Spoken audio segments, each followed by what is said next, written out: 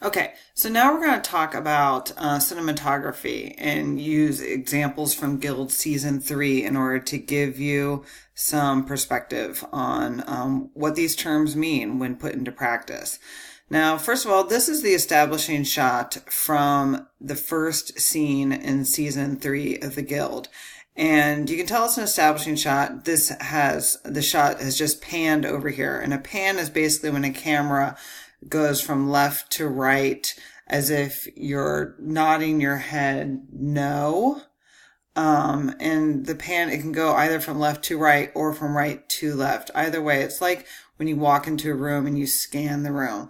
So the pan has just happened and we stop here.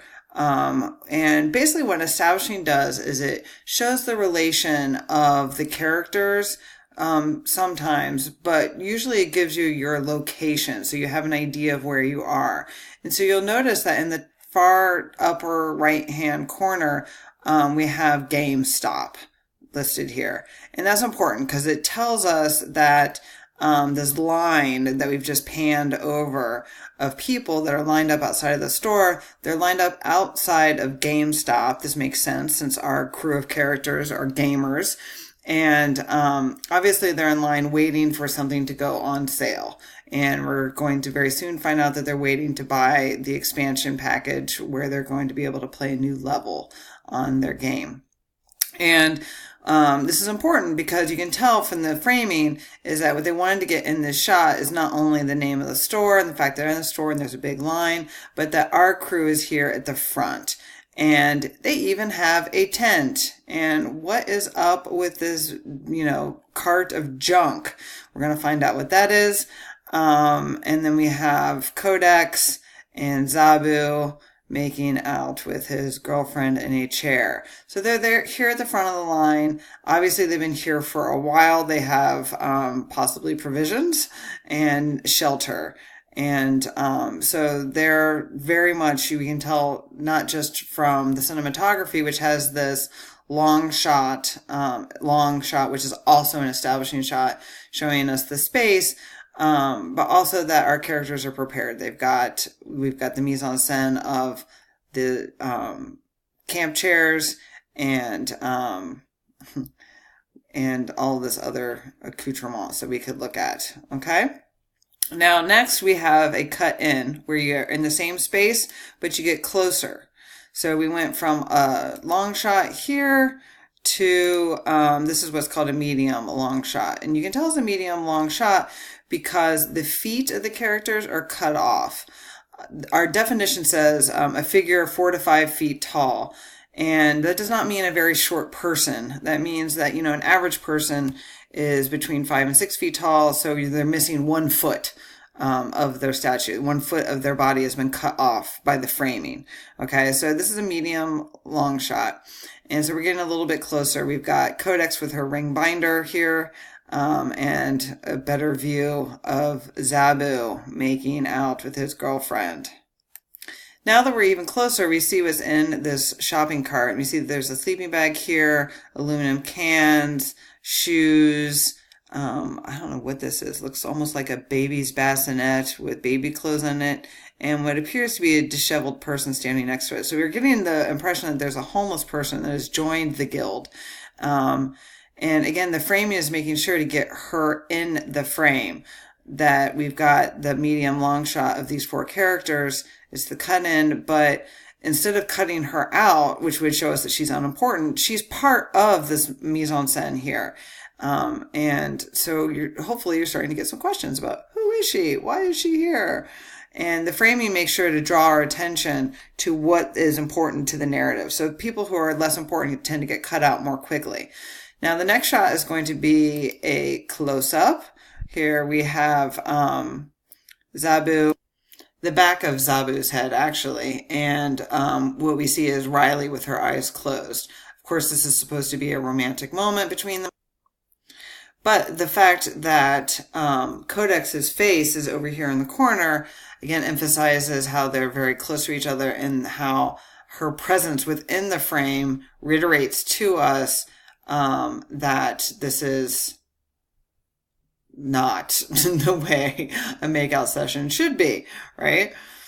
they're very much in public. So that from that cut in, we go back to a cut out. And this is what's called a medium shot. It's called a medium shot because we have the characters basically from the waist up.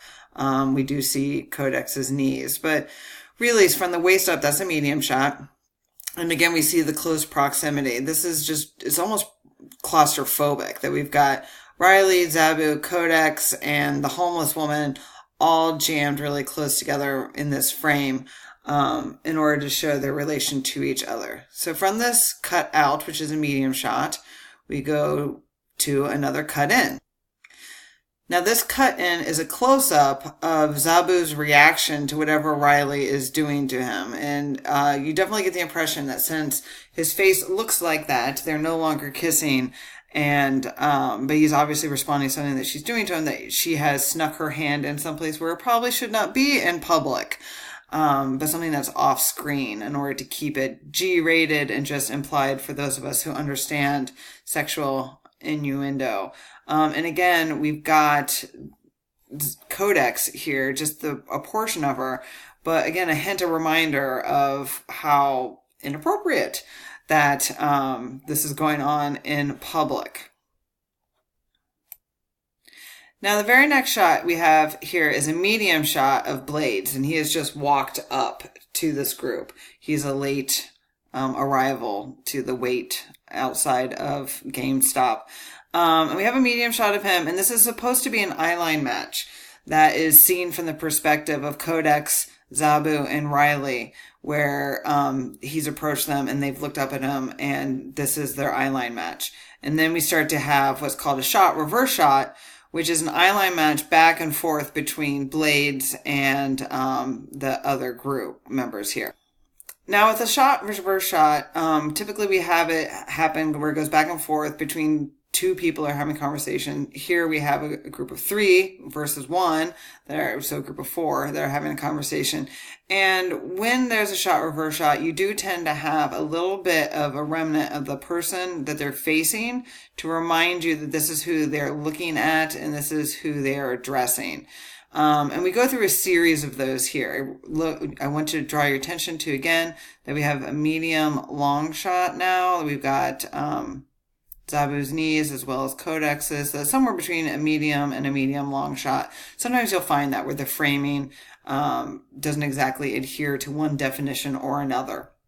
So from the knees up, so it's a medium to medium long shot of this group. And this is part of a shot, reverse shot, where they go back and forth between the two groups.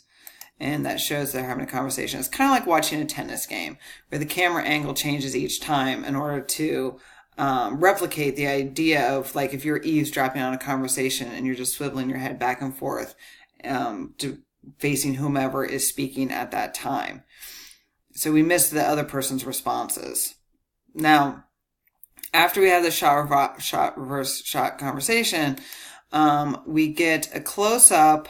This is a medium close-up of Codex because it's from the middle of her chest up.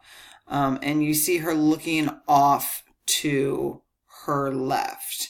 And so we can expect that the next shot is going to show us something that's over here in her line of vision. If we go back to the original establishing shot, what is to Codex's left is this tent. And that's what we're going to get in the next shot is we go from here, seeing her, look to her left, to Vork. This is a medium shot of Vork. We've got a little bit more almost down here towards his waistline. And this is important because this choice, again, is to show how close he is to the trash woman, the bag woman, the homeless woman who is over here. Because we can see all of her trash on the left-hand side of the screen. We know that it should be there because the establishing shot told us that she's to his right, which is our left. And also, as important is that this medium shot enables us to get in Vork's sandwich, which he's holding in his hand. So he's in a tent eating a sandwich. Very Vork-like, is it not? And then, of course, we get the reaction shot where we see Kodak's reaction to what Vork is saying. And she does not look pleased. Now, does she? Now, I wanted to do a quick run through on the kind of shots that can be done. And I'm going to use this same image. I'm just going to zoom in and zoom out so you can show how the frame, the parameter, can really determine what it is that the camera is directing our attention to. This would be called an establishing shot or a long shot, because we have all six, sorry, can't count. 6 figures here that are the entire scene. We know that Codex is in the front. Next important is Clara and Zabu, then Vork and Tinkerbella, and finally Blades in the back.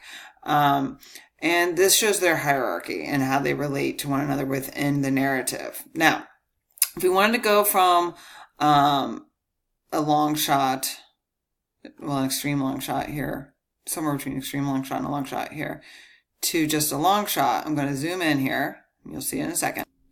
And I've changed the framing so that this is just a long shot. It's the exact same picture, just changed the framing so that we're focusing really in on Codex, Clara, and Zabu. And this would be called a long shot. It's no longer an establishing shot. We know that Tinkerbella, Vork, and Blades are off screen, but that they're there lurking somewhere in the sidelines, okay? Okay, this is now what would be called a medium long shot. We've got Zabu and Codex from the shins basically up. And this is also known as the American, and because this is a shot that was popularized in American Western films in order to make sure that the weapons were kept in view within the frame. Okay? Okay, now we have a medium shot of Codex. And you're going to notice that, again, each time the framing changes, we feel a different relationship with the people. We feel like we're getting more and more up close to Codex, and we're identifying more with her. The closer the camera gets to a subject, the more we identify with it, and the more our attention is drawn to it. We understand that that character or that object has become more important to the narrative. Okay, this is a medium close-up, and a medium close-up basically is from the breast line up. This is a close-up shot where basically we just have Codex's face. I'm sorry it's getting pixelated. This is just about as far as this image can go without totally busting out and pixelating too much. But the closer that we get, the more we identify with the person, the more emotionally connected we feel with them.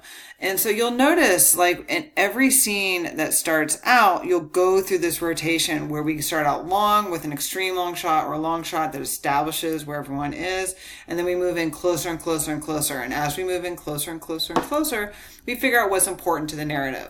And then when we get towards the end of a scene, the camera starts backing out. A reestablishing shot only comes in the middle of the scene when people have moved around, just so that we can get an idea of where they are spatially within the scene. Okay? Now, lastly for today, I want to talk about level. And this would be what's considered just regular level, angle level, which is where we're looking at the characters dead on. It seems, like we're looking at them straight on.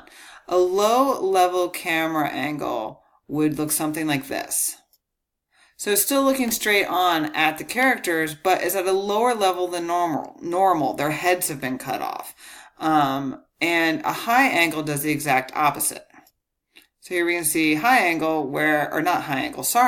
level. This is not high angle. This is high level, where what we would normally see would be the characters' bodies, and instead what we get is just the tippy tops of their heads and a couple of heads. But the more important characters have been cut off. You don't see them anymore, and that's very unusual.